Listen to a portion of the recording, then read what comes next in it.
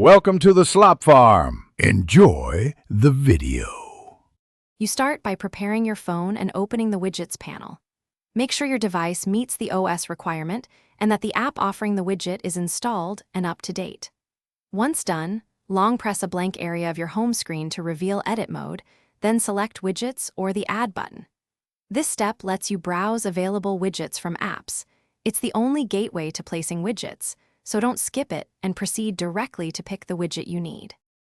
Now choose the precise widget and size because correct sizing affects usability and layout. Tap a widget entry to see size options.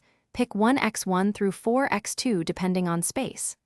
Drag the widget to the home page location you want and release to place it.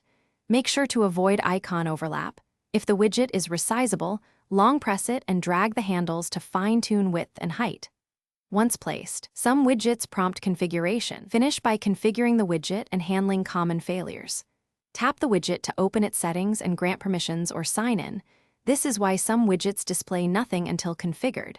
If you see blank or outdated content, restart the home screen or reboot the phone because background services sometimes stall.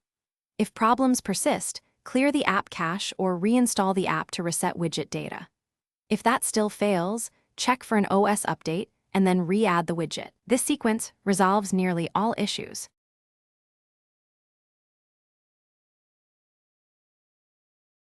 Thanks for watching.